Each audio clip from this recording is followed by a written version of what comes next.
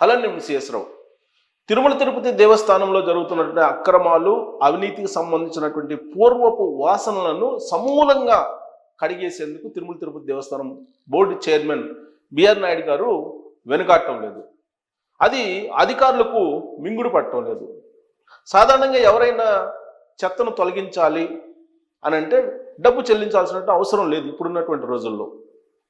ఎందుకనంటే చెత్తను తీసుకెళ్ళి విద్యుత్ తయారు చేస్తున్నారు, విద్యుత్ పిల్లెట్స్, అలాగే గ్యాస్ తయారు చేస్తున్నారు. కాబట్టి చెత్త కోసం అనేక కంపెనీలు పోటీ పడుతున్నాయి. అలాంటిది తిరుమల తిరుపతి దేవస్థానం ప్రాంతంలో ఆ కొండ మీద ఉన్నటువంటి చెత్తను తొలగించడానికి 22 కోట్ల రూపాయలు సుమారుగా అవసరం అని చెప్పి అధికారులు ఒక ప్రతిపాదన చేశారు. దానికి నో అన్నారు బిఆర్ నాయుడు గారు.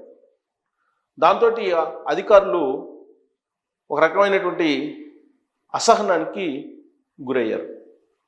బట్ బిఆర్ నాయుడు గారు మాత్రం ఏమాత్రం కాంప్రమైజ్ కాకుండా ఆ చెత్తను ఉచితంగా తీసుకెళ్లేటువంటి వాళ్ళు ఉన్నారు కాబట్టి ఉచితంగానే తీసుకెళ్ళి వాళ్ళు మళ్ళా గ్యాస్ రూపంలో ఇచ్చేటువంటి అవకాశం ఉంది కాబట్టి ఉచితంగా తొలగిస్తారు, దానికి 22 కోట్ల రూపాయలు ఖర్చు పెట్టాల్సిన అవసరం లేదని చెప్పి తేల్చి చెప్పేశారు బోర్డు మీటింగ్లోనే.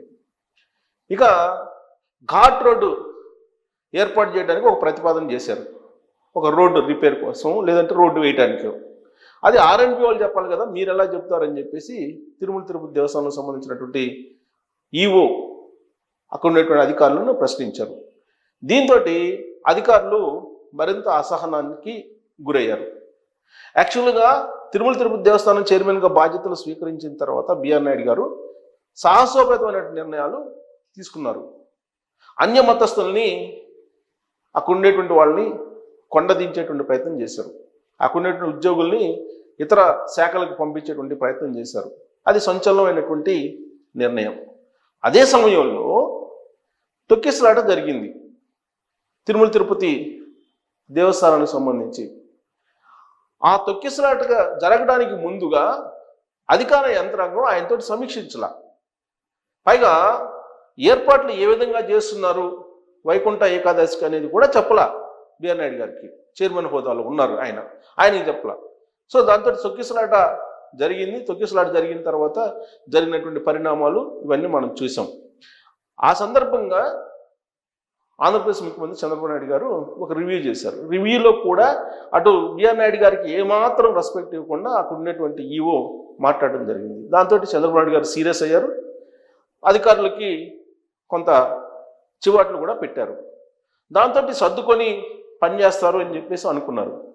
కానీ తొలి బోర్డు మీటింగ్లో తీసుకున్నటువంటి సంచలన నిర్ణయాలు ఏవైతే ఉన్నాయో వాటిని అమలు చేయడానికి కానీ వాటిని ఒప్పుకోవడానికి కానీ అధికారులు అంగీకరించట్లేదు. విచిత్రమైనటువంటి పరిణామం. వైఎస్ఆర్ కాంగ్రెస్ పార్టీ అధికారంలో ఉన్నప్పుడు తీసుకున్నటువంటి బోర్డు నిర్ణయాలు కంటిన్యూ చేయాలని అధికారులు భావిస్తూ ఉన్నారు. ససేమిరా అంటూ బోర్డు చైర్మన్ హోదాలో బిఆర్ నాయుడు గారు ఒప్పుకోవట్లేదు. దానికి కారణం ఏంటంటే ఆ రోజున అనేకమైనటువంటి ఆరోపణలు ఉన్నాయి బోర్డు తీసుకున్నటువంటి నిర్ణయాల మీద. అందుకే కదా వైఎస్ఆర్ కాంగ్రెస్ పార్టీని ప్రజలు తిరస్కరించి 11 స్థానాలకు పరిమితం చేశారు. మరి ఆ రోజు ఉన్నటువంటి ప్రభుత్వం నియమించినటువంటి బోర్డు తీసుకున్నటువంటి నిర్ణయాలని ఇప్పుడు ఎందుకు అమలు చేయాలి? అమలు చేయాల్సిన అవసరం లేదు. పైగా ఆ బోర్డు నిర్ణయాల్లో అనేక అవకతవకలు ఉన్నాయి అని ఇప్పుడున్నటువంటి చైర్మన్ గారు భావిస్తున్నారు. అందుకే ఆ రోజు తీసుకున్నటువంటి నిర్ణయాలు అంటే వైఎస్ఆర్ కాంగ్రెస్ పార్టీ అధికారంలో ఉన్నప్పుడు తీసుకున్నటువంటి బోర్డు నిర్ణయాల్ని నిర్ద్వందంగా తిరస్కరించారు బిఆర్ నాయుడు గారు. సరిగ్గా ఈ పాయింట్ దగ్గరే అధికారులు ఒప్పుకోవట్లేదు. దీంతో తిరుమల తిరుపతి దేవస్థానం బోర్డులో మళ్ళీ ఒక పంచాయతీ ప్రారంభమైంది. ఈ పంచాయతీని తీర్చడానికి చంద్రబాబు నాయుడు గారు ఆయన తిరుమల వెళ్ళబోతూ ఉన్నారు. 21వ తారీఖున ఆ పంచాయతీ 21వ తారీఖున ఆ పంచాయతీకి ఫుల్ స్టాప్ పెట్టేటువంటి ప్రయత్నం చేస్తారు ఆయన. అయితే అసలు ఎంత దారుణమైనటువంటి నిర్ణయాలు ఉన్నాయి గత బోర్డు అని అంటే ఒక ఉదాహరణ మనం తీసుకోవచ్చు. అలిపిరిలో ముంతాజ్ హోటల్ని నిర్మించడానికి సిద్ధపడ్డారు అప్పుడు తీసుకున్నటువంటి బోర్డు నిర్ణయాల ప్రకారం. అది తిరుమలకి ఏమాత్రం మంచిది కాదు, ఏడుకొండలకు మంచిది కాదు అనేది ఇప్పుడున్నటువంటి బోర్డు భావిస్తూ ఉంది. ఆ రోజున 25 ఎకరాలు ఇవ్వడం జరిగింది లీజ్కి తిరుమల అలిపిరి ప్రాంతంలో. ఆ 25 ఎకరాల్లో దేవలోకం అనేటువంటి ప్రాజెక్ట్ని రూపకల్పన చేయాలనేది అప్పట్లో చంద్రబాబు నాయుడు గారు ముఖ్యమంత్రిగా ఉన్నట్టు 2019కి ముందు ఆయన ఒక నిర్ణయం తీసుకున్నారు. ఆ తర్వాత 2019లో జగన్మోహన్ రెడ్డి గారు ముఖ్యమంత్రి అయిన తర్వాత 2021లో ఒక ప్రత్యేకమైనటువంటి జీవోని ఇచ్చారు.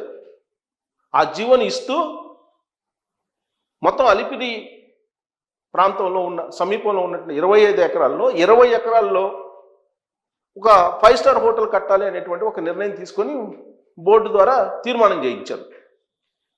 ఒబెరాయ్ గ్రూప్స్కు సంబంధించి ముంతాజ్ హోటల్ కట్టాలండి, 5 స్టార్ హోటల్ నిర్మించాలి, అక్కడ కొన్ని రిసార్ట్స్ నియమించాలి, అవి తర్వాత బంకెట్ హాలు, డైనింగ్ హాలు, ఇలా విలాసవంతమైనటువంటి ఒక హోటల్ని నిర్మించాలని చెప్పి నిర్ణయం తీసుకున్నారు. ఆ రోజు నుంచి హిందూ మతాన్ని గౌరవించేటువంటి వాళ్ళు, అలాగే సాధు పరిషత్ వాళ్ళు, వీళ్ళందరూ కూడా వ్యతిరేకిస్తూ ఉన్నారు. అసలు తిరుమల ఏడుకొండల మీదకి వెళ్ళేటువంటి మార్గంలో మీరు ముంతాజ్ పేరుతో హోటల్ని ఎలా నిర్మిస్తారు అని. సో వన్స్ ముంతాజ్ హోటల్ నిర్మించిన తర్వాత అక్కడ జరిగేటువంటి కార్యకలాపాలు ఏంటి అనేది అందరికీ తెలిసిందే. అందుట్లో శ్రీవారి చెంతన అలిపిరి దగ్గర ఆ విధమైన హోటల్ నిర్మించడం అనేది కరెక్ట్ కాదు. ఆ హోటల్లో జరిగేటువంటి కార్యకలాపాలు కానీ, ఆ హోటల్లో జరిగేటువంటి వివిధ రకాల కార్యక్రమాలు కానీ ఎలా ఉంటాయి అనేది అందరికీ తెలుసు. అందుకే హిందూ భక్తులు ఎవరు కూడా, శ్రీవారి భక్తులు ఎవరు కూడా ఒప్పుకోలేదు. అయితే ఆ రోజు ఇచ్చినటువంటి జీవో ప్రకారం ఎన్ని బెనిఫిట్స్ ఇచ్చారంటే 20 ఎకరాలు ఇవ్వడంతో పాటు విద్యుత్తుకు సంబంధించి దాదాపు 18 లక్షల యూనిట్ల వరకు ₹2 అనేది ఒకటి, అలాగే రిజిస్ట్రేషన్ ఛార్జెస్ లేకపోవడం, లీజు కూడా అక్కడ ఉండేటువంటి గవర్నమెంట్ వాల్యూలో 1% మాత్రమే లీజు, 99 సంవత్సరాలకి లీజు రాసి ఇచ్చారు ఆ భూమిని. సో దాన్ని తీసుకోవాలని చెప్పి సాధు పరిషత్తుకు సంబంధించినటువంటి వాళ్ళు, హిందూవాదులు చాలామంది చాలా కాలంగా దాని మీద పోరాడుతూ ఉన్నారు. తాజాగా సోమవారం రోజు కూడా బోర్డు సమావేశం జరుగుతున్నటువంటి సమయంలో ఈ భూమిని స్వాధీనం చేసుకోవాలి అనేటువంటి ఒక డిమాండ్ సాధు పరిషత్ చేస్తుంది. హిందూవాదులు కూడా చాలా కాలం నుంచి చేస్తున్నారు. ఆ భూమిని తిరిగి ప్రభుత్వానికి ఇవ్వాలి, తిరుమల తిరుపతి దేవస్థానానికి ఇవ్వాలని చెప్పి బోర్డు కూడా నిర్ణయం తీసుకుంది. గతంలో ఇచ్చినటువంటి జీవోని రద్దు చేసి, ఆ ఒప్పందాన్ని రద్దు చేసి ఆ 25 ఎకరాలని తిరుమల తిరుపతి దేవస్థానానికి ఇవ్వాలని చెప్పి ఇప్పుడు ఏర్పడినటువంటి కొత్త బోర్డు బిఆర్ నాయుడు గారి ఆధ్వర్యంలో జరిగినటువంటి సమావేశంలో నిర్ణయం తీసుకున్నారు. దాన్ని మళ్ళీ తిరిగి ఇవ్వాలని చెప్పి ప్రభుత్వానికి కూడా ఒక తీర్మానం చేసి పంపించారు. అయితే ఈలోపుగానే సాధు పరిషత్తుకు సంబంధించినటువంటి వాళ్ళు కొంతమంది తిరుమలకు వెళ్ళారు. తిరుమల వెళ్ళి తిరుమలలో దర్శనానికి అని చెప్పేసి వెళ్ళి అక్కడ మాడ వీధుల్లో నినాదాలు చేయటం ప్రారంభించారు, నిరసనలు వ్యక్తం చేశారు. ఆ సందర్భంగా వాడిని అరెస్ట్ చేశారు. గతంలో ఎప్పుడు కూడా తిరుమల తిరుపతి దేవస్థానం మాడవీధుల్లో ఇలాంటి సంఘటనలు జరగలేదు. నిరసనలు వ్యక్తం చేయటం, ఆందోళన వ్యక్తం చేయటం, పోలీసులు అరెస్ట్ చేయటం ఇలాంటివి జరగలేదు. మరి విజిలెన్స్ అనేది ఏం చేస్తున్నట్టు? విజిలెన్స్ పర్యవేక్షించాలి దాన్ని. అంటే అధికార యంత్రాంగం కోఆపరేట్ చేయట్లేదు. అక్కడ కొత్తగా ఏర్పడినటువంటి బోర్డు అధికార యంత్రాంగం మధ్య గ్యాప్ ఉంది. ఆ గ్యాప్ కారణంగానే ఆ ఇన్సిడెంట్ జరిగింది అనేటువంటి ఒక సమాచారం ప్రభుత్వానికి చేరింది. దీని మీద కూడా చంద్రబాబు నాయుడు గారు మాట్లాడబోతున్నారు. అంతేకాదు, దాదాపుగా వైఎస్ఆర్ కాంగ్రెస్ పార్టీ హయాంలో చక్రం తిప్పినటువంటి దాదాపుగా 20 మంది కీ పోస్టుల్లో ఇప్పటికి కూడా కొంతమంది ఉద్యోగులు ఉన్నారు.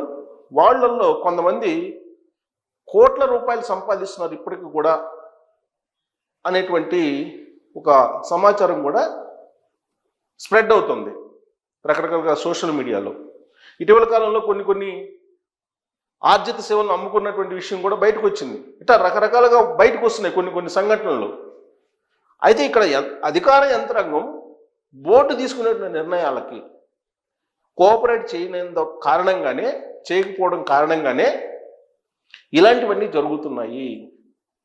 మరి అధికార యంత్రాంగం బోర్డుకు కట్టుబడి ఉండాలా పర్లేదా?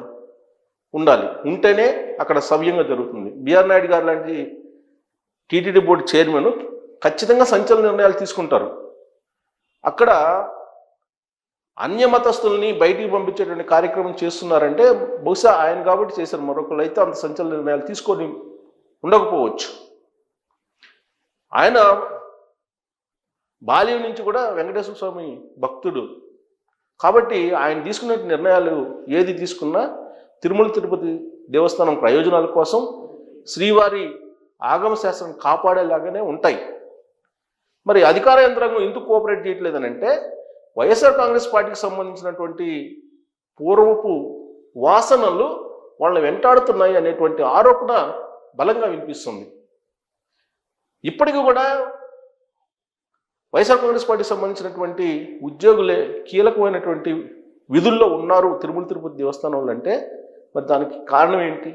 ఏం జరుగుతుంది తిరుమల తిరుపతి దేవస్థానంలో?